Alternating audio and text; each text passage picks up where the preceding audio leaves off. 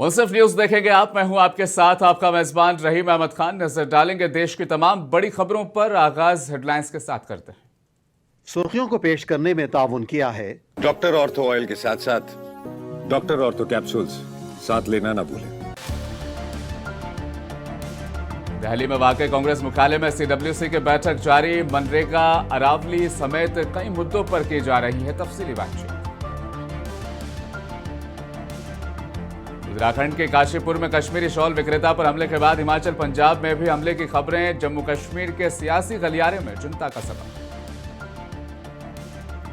AIMIM ने नगर निगम चुनाव में 13 उम्मीदवार उतारे। मुंबई में 7 उम्मीदवार मैदान में। बीएमसी चुनाव में हुई गहमागहमी तेज। पंजाब और हरियाणा में कड़ाके की ठंड, कई इलाकों में घना कोहरा छाया। गाड़ियों की रफ्तार हुई धीमी, आम जिंदगी मुतासिर। और दिल्ली में एक बार फिर प्रदूषण ने बढ़ाई टेंशन। आईएमडी ने जारी किया अलर्ट। कई इलाकों में एक्यूआई 410 रहा। हालात बेहद चिंताजनक। दिल्ली में कांग्रेस वर्किंग कमेटी यानी सीडब्ल्यूसी की बैठक चल रही है। इस बैठक के दौरान पार्टी के अंदर एक और राजनीतिक हलचल देखने को मिली। कांग्रेस मुख्यालय एआईसीसी के बाद दलित मुख्यमंत्री कर्नाटक में बनाए जाने की मांग ने भी तेजी पकड़ ली है। दिल्ली के एआईसीसी हेडक्वार्टर के बाहर करीब 1 दर्जन प्रदर्शनकारी पहुंचे, जिन्होंने कर्नाटक के मौजूदा गृह मंत्री जी परमेश्वर को अगला सीएम बनाने की मांग भी उठाई है।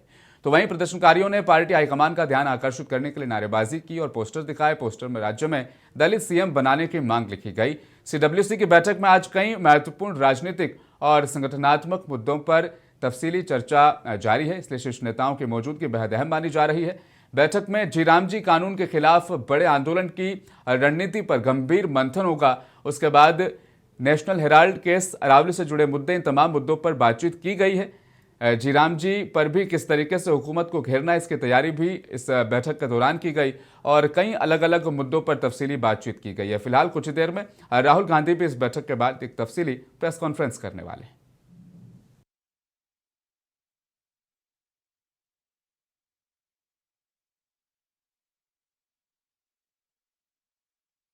तस्वीरें आप देख रहे हैं जहां पर सीडब्ल्यूसी के तमाम आला मेंबरान भी मौजूद हैं। शशि थरूर भी इस बैठक में नजर आए हैं।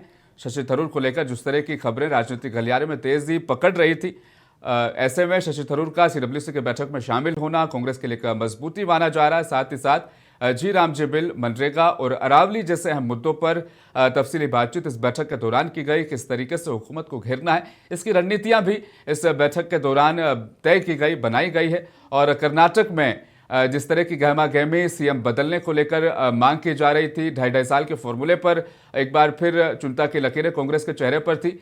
इस बीच सीडब्ल्यूसी की मीटिंग में कर्नाटक में किस तरह का फॉर्मूला रहेगा, शायद उस पर भी बातचीत हुई होगी। तफसीली जानकारी हासिल करेंगे। दिल्ली से हमारे बहुत ही खास नुमाइंदे गुफरान अफरीदी इस वक्त मेरे साथ लाइव मौजूद हैं।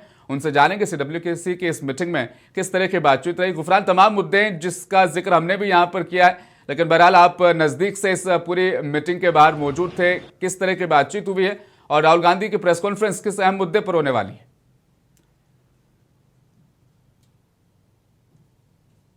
दिन के बाद हुई थी और खासतौर से जिस तरह से बिहार के चुनाव जो आए हैं उसके सामने और उन तमाम के जो जिस तरह से हालात हुए उसके बाद के जो कांग्रेस की जिस तरह से हालात हो रहे हैं उस पर तमाम इश्यूज पर आज सीडब्ल्यूसी की मीटिंग थी। आज सुबह से ही कांग्रेस पार्टी के जो तमाम जो रहनुमा हैं, तमाम कायदीन वो तमाम यहाँ पर मौजूद थे और तमाम यहाँ पर मौजूद थे।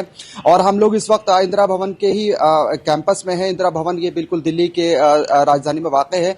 और इसके साथ साथ आज सबसे इम्पोर्टेंट ये देखा गया कि कांग्रेस पार्टी की जो रहनुमा है सोनिया गांधी भी वहाँ बजाते खुद मौजूद थी। हालांकि वो पिछले कई दिनों से अलील थी, लेकिन वो बीमारी छोड़कर वो यहाँ पर मौजूद थे। मल्लिकार्जुन खड़गे, राहुल गांधी यहाँ पर मौजूद थे। इसके अलावा सबसे इंपॉर्टेंट ये था कि यहाँ पर काफी टाइम से नदारत नजर आ रहे थे शशि थरूर, वो भी इस मीटिंग में नजर आए। ये सबसे इंपॉर्टेंट रहा। जो तमाम जो उन्होंने मीडिया के अंदर उन्होंने सुर्खियां बटेरी हैं, क्योंकि इससे पहले हमने देखा है 30 नवंबर को जो पार्लियामेंट के अंदर जो मीटिंग हुई थी कांग्रेस पार्टी के जो तमाम जो लीडरान थे उसमें वो नदारत थे। इसके अलावा जो इससे पहले भी जो मीटिंग्स हुई हैं वो उसमें कहीं ना कहीं वो नहीं नजर आए हैं, लेकिन आज वो मीटिंग में मौजूद थे। और हालांकि उन्होंने मीडिया से कोई तफसीली बात या किसी तरह से कोई बातचीत नहीं की है, लेकिन वो इस मीटिंग में शरीक हुए हैं। रहीम, ये सबसे इंपॉर्टेंट ये था कि शशि थरूर काफी दिन से नाराज थे। इससे पहले उन्होंने कई मामलों पर हमने देखा है कि प्रधानमंत्री नरेंद्र मोदी की उन्होंने तारीफ भी की है और उनका समर्थन दिया है। तो कहीं ना कहीं उनकी मौजूदगी ने एक तरह से कांग्रेस पार्टी को मजबूत देखने को मतलब कांग्रेस पार्टी मजबूत नजर आती है। इसके अलावा जो यहाँ पर थोड़ा सा कहीं ना कहीं गर्मा गर्मी भी इस बैठक में हुई है, हमें जिस तरह से जानकारी मिली है। हालांकि वहां पर अंदर एंट्री पूरी तरह से नहीं थी, लेकिन कुछ लीडरान के जरिए हमें मालूम ये हो रहा है कि दिग्विजय सिंह ने भी कुछ पार्टी के जो आला क़यादत पर सवाल उठाए हैं। उन्होंने जिस तरह से कार्यकारी अध्यक्ष बनाए जाने को लेकर भी उन्होंने सवाल खड़े किए। उन्होंने कहा कि प्रदेश अध्यक्ष बनाए जाते हैं, लेकिन वो जमीनी सतह पर पार्टी को मजबूत नहीं किया था। ये चीज बड़ी इंपॉर्टेंट थी। ये दोनों चीजें कि इसके अंदर कहाँ एक तरफ आवाज भी उठ रही है और कहीं कुछ लोग जो नजर नहीं आ रहे थे वो इस मीटिंग में शामिल हुए हैं। बिल्कुल, जिस तरीके से राजेश राम के खिलाफ प्रोटेस्ट बिहार चुनाव में हार के बाद हुआ था, जीतू पटवारी के हालात भी मध्य प्रदेश में कुछ ठीक नजर नहीं आते हैं। ऐसे में दिग्विजय सिंह का एक कहना, गुफरान ने अहम जानकारी हमारे साथ साझा की है। अब कुछ ही देर में राहुल गांधी भी प्रेस कॉन्फ्रेंस करने वाले हैं। किस मुद्दे पर ये पूरी प्रेस कॉन्फ्रेंस रहेगी, गुफरान? देखिए, राहुल गांधी प्रेस कॉन्फ्रेंस तो तमाम जो चीजें हैं वो उस पर बात करेंगे। उनके साथ मल्लिकार्जुन खड़गे जो कांग्रेस पार्टी के अध्यक्ष है वो भी वहाँ उसमें प्रेस ब्रीफिंग में मौजूद रहेंगे। और जो तमाम जो चीजें हुई हैं, क्योंकि अभी तक की जो हमें बावसूख जराये के मुताबिक जो हमें इत्तलात मिल रही हैं वो SIR पर बात हुई है। क्योंकि जिस तरह से कांग्रेस पार्टी SIR पर हुकूमत को घेरने की लगातार कोशिश कर रही है, या अभी खासतौर से जो अभी रिसेंटली जो बिल पास हुआ है मनरेगा का, उस पर भी एक तरह से कांग्रेस पार्टी ने प्लान बनाया है कि इस तरह से सरकार को घेरा जाए। इसके अलावा जो दिगर मुद्दे हैं, खासतौर से अगर बात करें अमरावली जो पहाड़ी की जो बात हो रही है इस वक्त, उस पर भी कांग्रेस पार्टी ने एक मनसूबबंदी तैयार की है। किस तरह से जो मौजूदा हुकूमत को किस तरह से घेरा जाए, किस तरह से उन पर जो है ये जो तमाम जो चीजें, क्योंकि खड़गे साहब ने एक तरफ ये भी बयान दिया है कि मनरेगा की जो 2006 के अंदर बिल पास हुआ था उसकी काफी ज्यादा सताइश हुई थी। लेकिन अफसोस इस बात का है, खड़गे साहब के बजाते खुद उन्होंने कहा है कि ये चीज जिस तरह से उन्होंने मनरेगा को खत्म किया, उसका नाम जयराम जी किया है, उसकी हम कड़ी मजम्मत करते हैं। और ये गरीबों के साथ खिलवाड़ किया जा रहा है और गरीबों के जो हुकूक जो है उनके सलब किए जा रहा है। तो ये चीजें बड़ी इंपॉर्टेंट है। कांग्रेस पार्टी जागी है। कांग्रेस कमेटी के जो सरबराहान है वो तमाम यहाँ पर मंथन करने के लिए मौजूद है। अब ये प्रेस कॉन्फ्रेंस जिस तरह की होगी तो जाहिर सी बात है उसमें जो तमाम जो चीजें होंगी उसमें निकल कर आएंगी।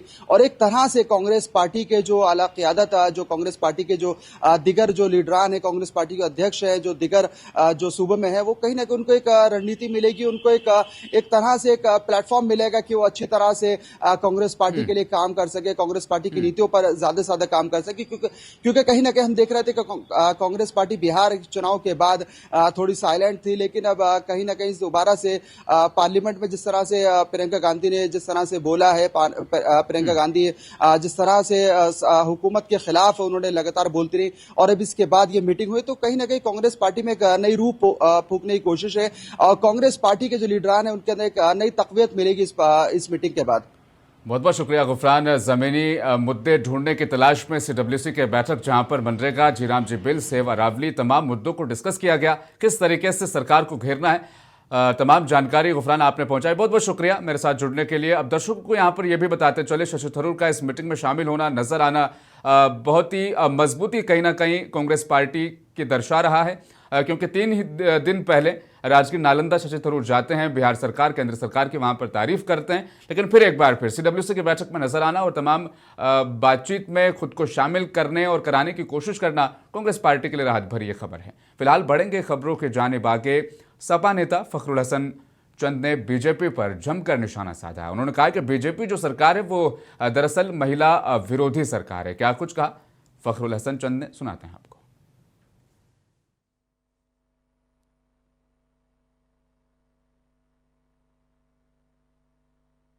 भारतीय जनता पार्टी की सरकार महिला विरोधी है, भाजपा का चेहरा महिला विरोधी है। जिस तरह से भारतीय जनता पार्टी कभी गुजरात के बलात्कारियों की सजा को माफ कर देते हैं, कभी जिस तरह से कठुआ में एक बच्ची के साथ जब बलात्कार हुआ तो वहां जो आरोपी थे उनको बचाने के लिए बड़ी बड़ी रैलियां करी भारतीय जनता पार्टी ने।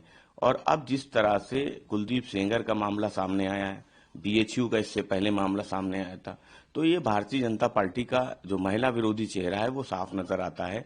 लचर पैरवी के कारण कुलदीप सेंगर को जमानत मिली थी, अब फिर से उसको चुनौती दी गई है। फैसले को समाजवादी पार्टी समझती कि देश की न्यायपालिका से निश्चित रूप से न्याय मिलेगा। आदरणीय अखिलेश यादव जी ने इस बात को पहले ही कहा कि भारतीय जनता पार्टी एसआईआर इसलिए करना चाहती थी क्योंकि वो पीडीए के वोट को काटना चाहती थी, लेकिन जिस तरह से समाजवादी पार्टी का एसआईआर पीडीए प्रहरी वो गांव-गांव, गली-गली, दरवाजे-दरवाजे जाता रहा, लोगों से मिलता रहा, वोट बनवाता रहा, जो पात्र वोट हैं उनके वोट ना कटे इसके लिए ध्यान देता रहा।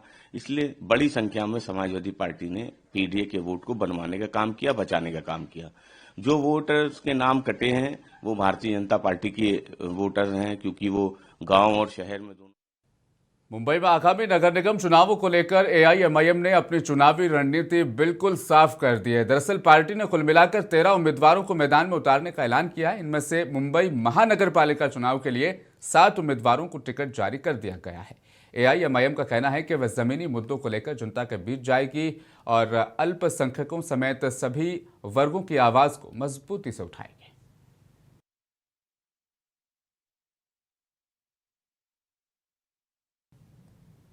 तो वही देश भर में बांग्लादेश में हिंदुओं पर होने वाले अत्याचार के खिलाफ भाजपा कार्यकर्ताओं में गुस्सा है। सिलीगुड़ी में भी मशाल रैली निकाली गई इस पूरे मामले को लेकर। इस दौरान सभी ने जमकर नारेबाजी की। इस रैली का मकसद बांग्लादेश में धार्मिक उत्पीड़न के खिलाफ आवाज उठाना था।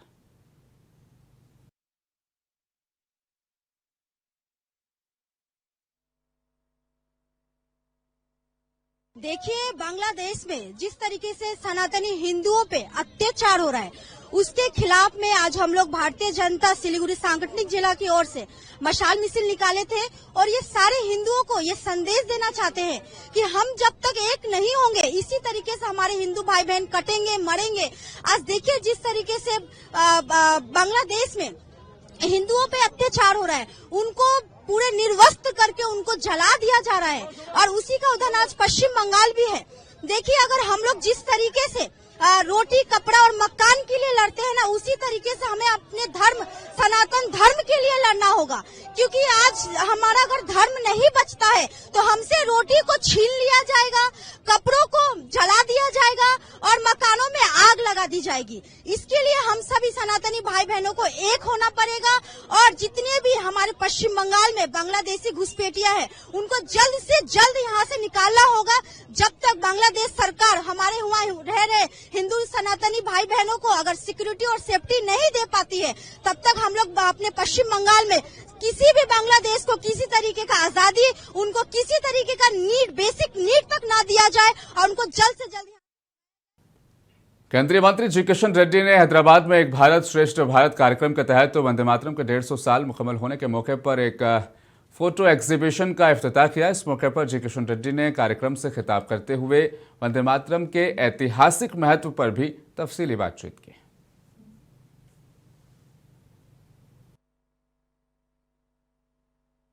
భారత్ మాతాకి వందే అందరూ కూడా రెండు చేతులు ఎత్తి పిడికిలి బిగించి ఆ రోజు ఉస్మానియా యూనివర్సిటీలో వందే మాతరం రామచంద్రరావు గారు ఏ రకంగా నినాదాలు ఇచ్చారో ఈ రోజు మళ్ళీ మనము, ఎందుకంటే వందే మాతరం రామచంద్రరావు గారు మన ప్రాంతం వారు కాబట్టి వారి ఎక్కడున్నా కూడా స్వర్గంలో ఉన్నా కూడా వారికి వినిపించాలి। రెండు చేతులు పిడికిలు బిగించి వందే వందే వందే వందే। वक्त फिलहाल छोटे से ब्रेक का है। ब्रेक के बाद जल्द लौटेंगे।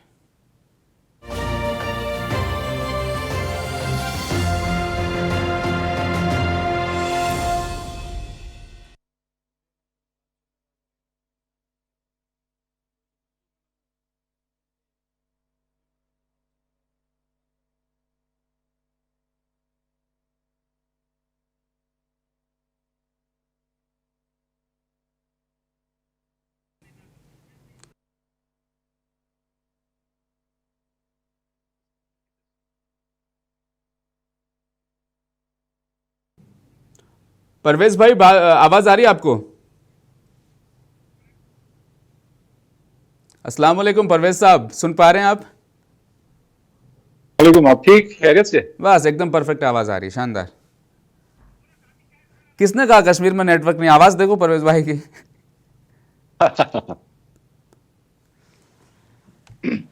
टॉपिक पता है परवेज साहब को? जी जी जी। कोई एडवाइजरी तो नहीं आई ना इस पर, जो कश्मीरी स्टूडेंट्स है या जो भी बाहर काम कर रहे हैं? एमएचए का कल स्टेटमेंट आया है कि कश्मीरी जो ट्रेडर्स वगैरह हैं इनके साथ छेड़ो मत, उसको एमएचए का आया है कल एडवाइजरी। अच्छा,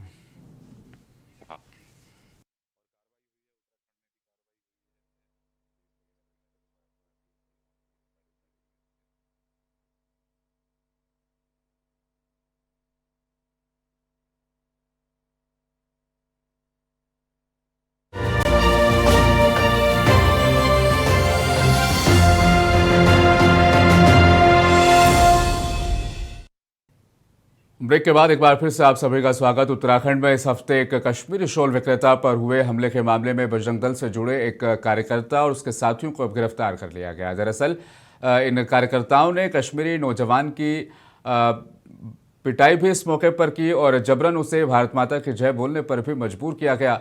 और इस घटना पर जम्मू कश्मीर में भी अब आक्रोश देखा जा रहा है। पिछले एक पखवाड़े में दूसरी घटना जब किसी कश्मीरी शॉल विक्रेता को किसी कार्यकर्ता के द्वारा निशाना बनाकर परेशान किया गया। दिल्ली में भी इसी तरह का एक मामला सामने आया। इसके अलावा पंजाब और हिमाचल में भी अब इसके बाद एक के बाद लगातार इस तरह के मामले देखे जा रहे हैं।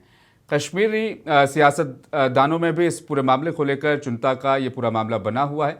परवेज इस वक्त मेरे साथ कश्मीर से लाइव मौजूद हैं, तफसीली मालूमात उनसे भी हासिल करने की कोशिश करेंगे। कश्मीर में फिलहाल राजनेताओं की तरफ से किस तरह का रद्द-ए-अमल, किस तरह की प्रतिक्रियाएं इस पूरे मामले पर आ रही है। परवेज, एक के बाद एक लगातार मामले अब बढ़ते जा रहे हैं। जब से बांग्लादेश में हिंदुओं के खिलाफ दीपू चंद्रदास की लिंचिंग होती है और जुल्म जिस तरह से ढाए जाते हैं, उसके बाद कश्मीरियों को सबसे पहले मुल्क में टारगेट किया जाता है। फिलहाल किस तरह की चिंताएं कश्मीर में? अब बिल्कुल, अगर हम बात करें, अब पहले हम देखते थे कि जो स्टूडेंट्स यहाँ से, जो तलबा जाते थे यहाँ से, उनको हिरासा किया जाता था, चाहे कॉलेज कैंपस की बात हो या बाकी जहाँ पे वो अपनी तालीम हासिल करते थे वहाँ की बात हो। लेकिन इस बार ये काफी गंभीर विषय इसको हम कह सकते हैं, क्योंकि जिस तरह से बांग्लादेश में जो मजहबी वहां पे जो हिंसा भड़क उठी है, उसके बाद से हमने देखा कि लगातार जो है मुसलमानों के साथ साथ, देश भर के मुसलमानों के साथ साथ कश्मीरियों को भी टारगेट किया जा रहा है। और जो 3 वाक़ात इसमें सबसे ज्यादा जो है, एक यूपी का है, हरियाणा का है, और जो उत्तराखंड वाला मामला है वहां पे ये जो वीडियो उसका जो वायरल हुआ है, उससे बेशक जो कश्मीरी है वो काफी उससे तशवीश में है, क्योंकि जितने भी यहाँ पे लोग हैं उनका कोई ना कोई अहले खाना जो है वो बाहर किसी न किसी सिलसिले में बाहर जाता है, बाहर देशों में जाता है, बाहर की यहाँ पे स्टेट्स में जाता है, चाहे वो कारोबार की बात हो या फिर पढ़ाई की बात हो। तो तशवीश यहाँ पे लाहक है लोगों को। लेकिन साथ में एक ये भी इत्मीनान है लोगों को कि जो कार्रवाई हुई है उत्तराखंड मामले में, जो पुलिस ने वहां पे तुरंत कार्रवाई करके जो है 2 आदमियों को जो है, जो हिंदू महापरिषद के थे, उनको गिरफ्तार किया गया है और उनके खिलाफ केस रजिस्टर किया गया है। ये एक अच्छी पहल हो सकती है। और साथ में अगर हम बात करें, कल शाम को जो एमएचए की तरफ से जो अहकामात सादर किए गए हैं कि जिस जगह भी कश्मीरियों को इस तरह से हिरासा किया जाए वहां पे उनके खिलाफ कड़ी से कड़ी कार्रवाई की जाए जो इस मामले में मुलव्वस हो। इससे थोड़ा बहुत जो हिम्मत जो कश्मीरी बाहर हैं या जिन अहल खाना के कश्मीरी जो बाहर लोग काम के लिए गए हैं या पढ़ाई के लिए गए हैं, आप इनमें देख सकते हैं कि ये बहुत ही गरीब तबके से लोग जो हैं यहाँ से शॉल बेचने जाते हैं, या कश्मीरी जो बाकी हैंडमेड प्रोडक्ट्स होते हैं, फेरन की बात करें या शॉल की बात करें या और भी जो सूट्स वगैरह होते हैं कश्मीरी, पूरे देश भर में मशहूर हैं, यही बेचने ये इन जगहों पे जाते हैं और मुश्किल से ही इनका गुजारा होता है। और ऐसे में आपने वीडियो में भी देखा होगा, जो उत्तराखंड वाला मामला था उसमें कुपवारा के एक दूर दराज इलाके से ये जो शाल फेरी वाला है वो वहां पे फेरी कर रहा था और किस तरह से उसको हिरासा किया जाता है वहां पे, उससे बेशक यहाँ पे तशवीश काफी ज्यादा बढ़ गई है। अगर हम बात करें इसमें चाहे पॉलिटिकल पार्टीज की बात करें, सियासी जमातों की बात करें या मजहबी जमातों की बात करें, लगातार इसकी निंदा जो है, इसकी मजम्मत जो है वो लगातार देखी जा रही है। मेन स्ट्रीम पॉलिटिकल पार्टी जो है, चाहे पीडीपी की बात करें, नेशनल कॉन्फ्रेंस की बात करें, हर एक ने अपना जो रद्द अमल इस पे जाहिर किया है। खासतौर अगर हम एक्स पे बात करें तो एक्स पे लगातार इसके हवाले से जो है ट्वीट्स आए हैं और उसके चलते ही हमें लगता है कि ये कार्रवाई जो है उत्तराखंड पुलिस की तरफ से वो देखने को मिली है। और अब लोग उम्मीद यही कर रहे हैं कि जो बाकी जिस जगह जो कश्मीरी जो काम कर रहे हैं या जो तलबा वहां पे पढ़ रहे हैं उनकी हिफाजत का थोड़ा बहुत बंदोबस्त किया जाए, क्योंकि अब एमएचए से भी अब अहकाम सादिर हुए हैं। तो इस हवाले से लोगों में, जैसे मैंने कहा, कि काफी अब हौसला बढ़ गया है कि जिस तरह से वो अपने ही मुल्क में कारोबार करने जाते हैं वो सुरक्षित हैं, ये एक एहसास उनको दिलाने की जरूरत है। जी बिल्कुल, अंदरून मुल्क या बैरून मुल्क कहीं पर किसी भी तरह का कोई मामला हो, सबसे पहले कश्मीरियों को टारगेट करने की कोशिश की जाती है, नफरत की सियासत का हिस्सा। बहुत बहुत शुक्रिया परवेज, तफसीलात हमारे व्यूवर्स तक शेयर करने के लिए, साझा करने के लिए। बढ़ेंगे खबरों की जानिब आगे। केंद्रीय शिक्षा मंत्री धर्मेंद्र प्रधान ने ओडिशा के राउरकेला में एक इंडोर स्पोर्ट्स कॉम्प्लेक्स का इफ्तिताह किया। यह कॉम्प्लेक्स एनआईटी राउरकेला परिसर में स्टूडेंट्स के लिए खेल सुविधाओं के विस्तार के मकसद से बनाया गया। कार्यक्रम के दौरान मंत्री ने एनआईटी राउरकेला में कई नई विकास परियोजनाओं का शिलान्यास भी किया।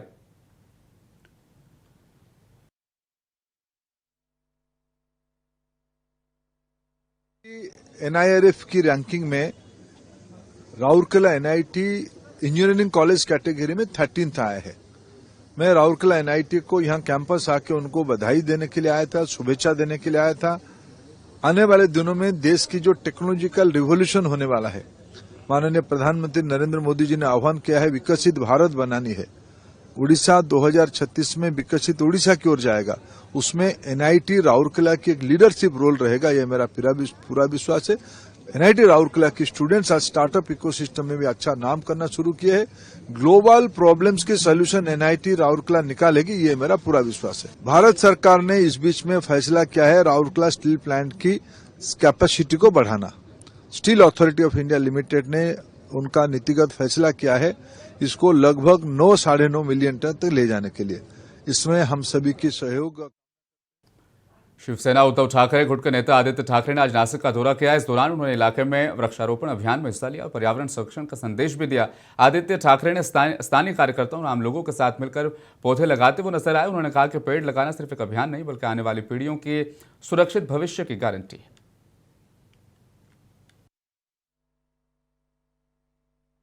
बड़ी संघ में प्रवेश किया गया है। हाँ वो तो है, लेकिन मेरा दुख भाजपा के कार्यकर्ताओं के प्रति है, जिन्होंने बहुत सारी मेहनत की, लेकिन आज जो भ्रष्टाचारी है वो पार्टी में भाजपा में जा रहे हैं, इसलिए वो कार्यकर्ताओं को टिकट नहीं मिलेगा। आप देख रहे हो यहाँ ये तपस्या का वन है और यही वन भाजपा काटना चाहती है, उसके खिलाफ हम है। और यही मैं चाहता हूँ कि जैसे राजस्थान में अरावली के लिए सारे किसान हो, वहाँ की जनता हो, लोग आगे आए और अरावली बचा रहे, वैसे ही यहाँ।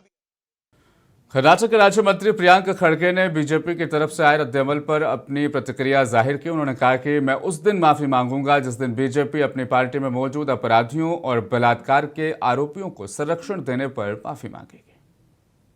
I am ready to apologize the day BJP apologizes for garlanding Bilkis Banu's assailants. The day BJP apologizes for allowing POXCO accused on their stages, I will also apologize. They are worried about AI image. They are not worried about perpetrators, rapists from their party getting out. Madhya Pradesh में फिर देखिए एक और BJP MLA का नाम आया है। ये धर्म रक्षक करेंगे, धर्म का रक्षा करेंगे क्या? बेटी बचाओ बेटी पढ़ाओ आंदोलन, बेटियों को बीजेपी से बचाओ। हिमाचल प्रदेश सरकार के द्वारा इंदिरा गांधी आयुर्विज्ञान महाविद्यालय अस्पताल में एक मरीज के साथ हाथापाई और फिर सीनियर डॉक्टर को बर्खास्त किए जाने का मुद्दा अब तूल पकड़ता नजर आ रहा है। हिमाचल मेडिकल ऑफिसर्स एसोसिएशन ने शिमला में हाल ही की घटना के बाद सामूहिक छुट्टी पर जाने का ऐलान कर दिया। रेजिडेंट डॉक्टर्स का सस्पेंशन रद्द करने, जिम्मेदार लोगों के खिलाफ कार्रवाई करने की मांग की गई और प्रोटेस्ट किया गया। आरडीए टांडा, आरडीए नाहन, मंडी, इवन हमारे जो मेडिकल ऑफिसर एसोसिएशन है और इवन आज हमारे जो डेंटल कॉलेज के जो डॉक्टर्स हैं वो भी हमारे सपोर्ट में खड़े हैं। हमारा सिर्फ एक ही सरकार से आग्रह है और रहेगा कि जो डॉक्टर आकफ नरूला है उनकी टर्मिनेशन को रिवोक किया जाए। ऑनरेबल सीएम साहब ने राजधानी दिल्ली में प्रदूषण गंभीर श्रेणी में बना हुआ है। लोग इस जहरीली हवा में सांस लेने को मजबूर हैं। दिल्ली गैस चैम्बर में तब्दील हो गई है और पॉल्यूशन में कुछ कमी हफ्ते की शुरुआत में आई थी, लेकिन शनिवार को हवा की क्वालिटी एक बार फिर से खराब हो गई। शहर के कई हिस्सों में प्रदूषण को लेवल को लेकर खराब और गंभीर कैटेगरी में से दर्ज किया गया है। 410 के पार एक्यूआई रहा है और कई इलाकों में इससे भी ज्यादा देखा गया है।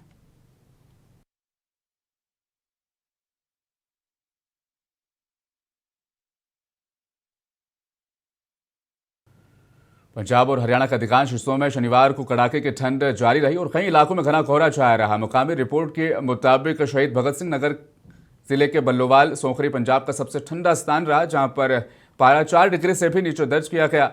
हालांकि सामान्य से 2 अधिक डिग्री लुधियाना में रहा। पटियाला का न्यूनतम तापमान 7 डिग्री सेल्सियस दर्ज किया गया। पठानकोट, भटिंडा, फरीदकोट और गुरदासपुर में न्यूनतम तापमान 5 डिग्री सेल्सियस रहा।